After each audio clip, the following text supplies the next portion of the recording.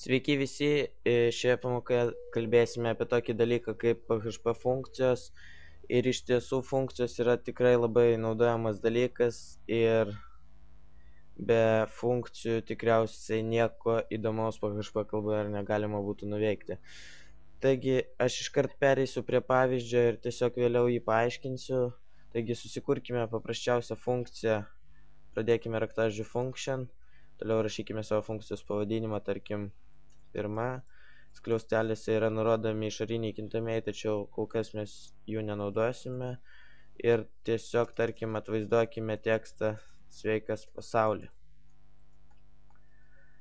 Ir mums nieko neatvaizduoja, kadangi mes būtent tai yra tiesiog funkcijos sukūrimas, o tam, kad mums vykdytų kodą, kuris yra šioje funkcijoje, mums reikia tą funkciją iškviesti naudojimui ir tai galime padaryti tiesiog parašę savo funkcijos pavadinimą ir skliaustelėse nurodyti kintamuosius, tačiau mes jų nenaudojame, todėl palikime tuščią ir dėkime kabletaškį ir štai mums atvaizduoja sveikas pasauli.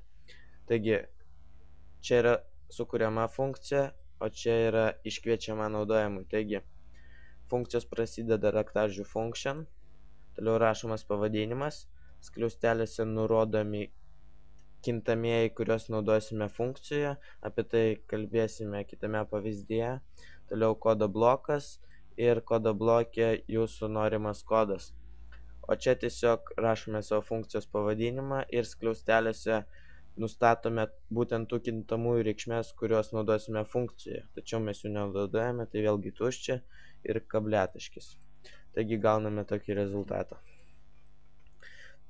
Tarkim, antras pavyzdys būtų, tarkim, suskaičiuosime paprasčiausius du skaičius, tai yra jos sudėsime, susikurkime funkciją, tarkim, sudėti ir joje naudosime du kintamosius išorinius, kuriuos mes nustatysime iškviečiant funkciją, todėl būtina nurodyti šios du kintamosius, pavadinti jos galite bet kaip. Toliau kodo blokė tiesiog kintamojo suma reikšmę nustatykite kintamųjų A ir B sumą ir tiesiog atvaizduokite kintamai suma. Ir štai sukurta funkcija tiesiog sukuria funkciją pavadinimu sudėti ir šioje funkcijoje bus naudojami du išoriniai kintamieji, tai yra kintamasis A ir kintamasis B. Toliau funkcijos viduje kintamojo suma reikšmė bus nustatyta į kintamųjų A ir B sumą, o kintamųjų A ir B reikšmės mes įvesime iškviečiant funkciją. Taigi, rašome savo funkcijos pavadinimą ir nustatykime kintamojo A reikšmę, tarkim 10, dedame kablelį ir kintamojo B reikšmė, tarkim 15. Ir pagrinde mums šios du kintamuosius, tai yra 10 ir 15, sudės ir atvaizduos. Taigi, pasižiūrėkime, štai 25. Taip pat funkcijose ir apskritai yra toks dalykas kaip metodas return, jis tiesiog grąžina reikšmę, tai yra grąžina kintamojo suma reikšmę, tai yra mums grąžins šiuo metu skaičių 25, tačiau jo neatvaizduos.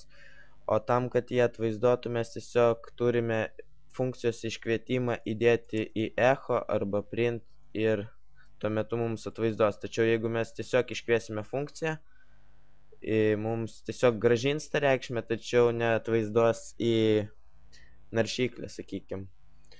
Taip pat dar vienas pavyzdys būtų su string tipo kintamaisiais, tarkim, funkcija vardas ir naudosime kintamai, tarkim, vardas ir funkcijos viduje tiesiog grąžinsime tokį tekstą. Sveikas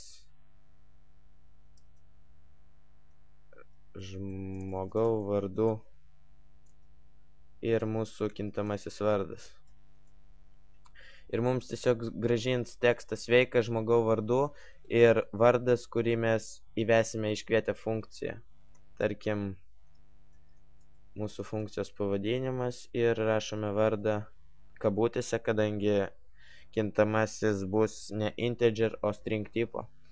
Tarkim, Robertas. Ir štai, nieko neatvaizduoja, kadangi vėlgi mes tik gražiname šį tekstą, tačiau dar jį reikia ir atvaizduoti. Štai, sveikas žmogau vardu Robertas. Taigi, pagrindė tai yra funkcijos ir, manau, tikrai supratote, nes tai nėra sudėtinga. Taip pat galiu dar vieną pavyzdį pateikti, tiesiog atimsime vieną skaičių iš kito ir, bus absoliučiai tas pats kaip su sudėtimi. Tiesiog atimti du kintamieji, kuriuos naudosime. Kintamasis suma, kuris bus kintamojo A ir B. Ir grąžinkime kintamąjį sumą. Iškvieskime tą funkciją, tačiau echo viduje, tam, kad atvaizduoti reikšmę. Tas funkcijos išvestą reikšmę mūsų funkciją. Ir nustatykime reikšmės kintamiesiams A ir B, tarkim 40 ir 20. Ir mums tiesiog iš kintamojo A, tai yra 40, atims kintamąją B, tai yra 20. Ir pagal idėją mums turėtų atvaizduoti skaičių 20. Štai. Taip pat galite atimti didesnį skaičių iš mažesnio, mums tiesiog atvaizduos -10. Ir, manau, viską supratote. Jeigu ne, tiesiog klauskite komentaruose. Laukite kitos pamokos, prenumeruokite video įrašus ir sudie.